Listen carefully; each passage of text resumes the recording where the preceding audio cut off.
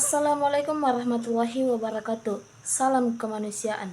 Perkenalkan, nama saya Fatmasari Sagala dengan NIM 0306231041, PGMI 2 Stambuk 2023, Universitas Islam Negeri Sumatera Utara.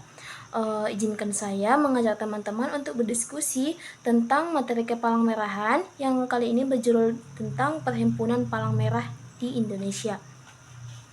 Berdirinya Perhimpunan Palang Merah di Indonesia atau PMI sebenarnya sudah dimulai sejak masa sebelum Perang Dunia Kedua. Saat itu, tepatnya pada 21 Oktober 1873, pemerintah kolonial Belanda mendirikan organisasi Palang Merah di Indonesia dengan nama Het Nederland Indische Roodkruis atau NIRK, yang kemudian berubah menjadi Netherlands Roodkruis Afdeling Indi atau Nirkai. Seiring pergeseran waktu, timbul semangat untuk mendirikan PMI, tepatnya diawali sekitar tahun 1932. Rencana pendirian dipelopori oleh Dr. R.C.Al Senduk dan Dr. Bahdar Johan. Rencana ini mendapat dukungan luas terutama dari kalangan terpelajar Indonesia. Mereka berusaha keras membawa rancangan tersebut dalam sidang konferensi Nirkai pada tahun 1940, walaupun akhirnya ditolak. Dengan sangat terpaksa, rancangan tersebut disimpan untuk menanti kesempatan yang lebih tepat. Tepat 17 hari setelah proklamasi kemerdekaan, yaitu 17 Agustus tahun 1945, tepatnya pada tanggal 3 September tahun 1945, Presiden Soekarno mengeluarkan perintah untuk membentuk suatu Badan Palang Merah Nasional. Atas perintah Presiden, maka Dr. Buntaran yang saat itu menjabat sebagai Menteri Kesehatan Republik Indonesia Kabinet 1 membentuk Panitia 5 pada tanggal 5 September tahun 1945. Panitia itu berdiri atas Dr. Mokhtar, yaitu sebagai ketua, Dr. Bahdar Johan sebagai penulis, serta 3 orang anggota, yaitu Dr. Juhana, Dr. Mazuki, dan Dr. Sitanala. Akhirnya pada tanggal 17 September tahun 1945, Perhimpunan PMI berhasil dibentuk dan diketuai oleh Dr. Randus Muhammad Hatta yang saat itu menjabat sebagai Wakil Presiden Republik Indonesia. Pasca pembentukan PMI, mulai merintis kegiatannya dengan memberi bantuan korban perang Revolusi Kemerdekaan Indonesia dan pengembalian tawanan perang Sekutu maupun Jepang. PMI terus melakukan kegiatan pemberian bantuan hingga akhirnya melalui keputusan Presiden nomor 25 tanggal 16 Januari tahun 1950 yang diperkuat dengan Kepres nomor 246 tanggal 29 November tahun 1963, pemerintah Indonesia mengakui keberadaan PMI. Oke, kita masuk ke materi dasar hukum PMI. Keberadaan Perhimpunan PMI dengan segala aktivitasnya di Indonesia mendapat pengakuan melalui yang pertama, Keputusan Presiden nomor 25 tanggal 16 Januari tahun 1950.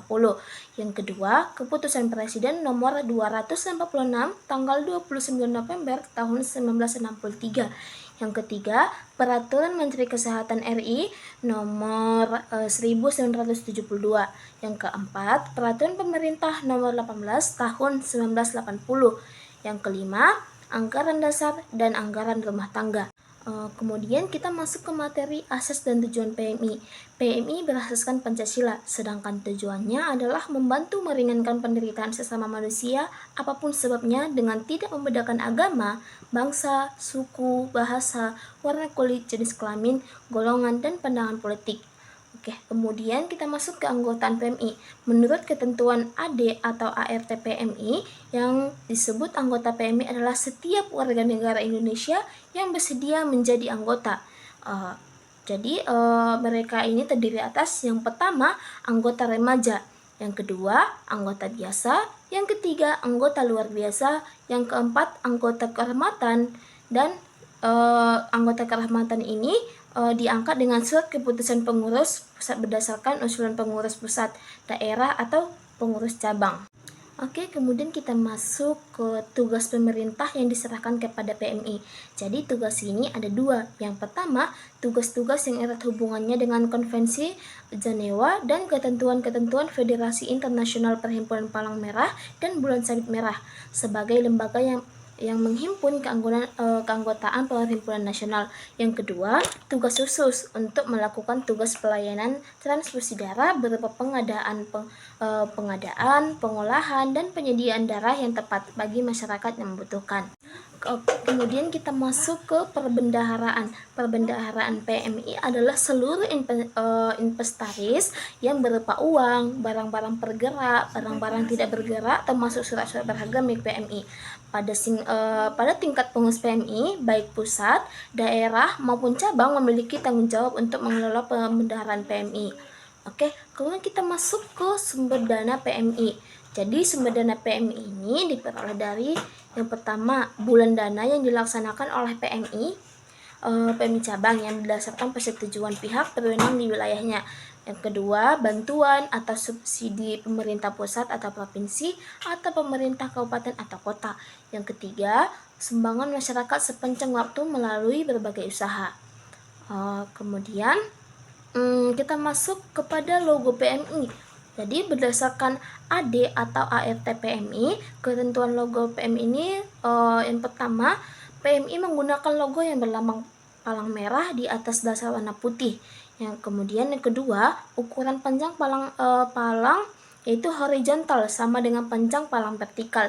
Yang ketiga, tanda palang merah dengan lingkaran bunga harus sesuai berwarna merah dan terletak di atas dasar warna putih. Yang keempat, lingkaran bunga dibuat dengan menggabungkan 5 buah busur dan lingkaran bulat seperti membentuk gambar bunga berkelompok 5.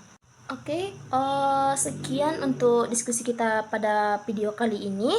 Saya minta maaf jika ada kesalahan dan terima kasih. Assalamualaikum warahmatullahi wabarakatuh.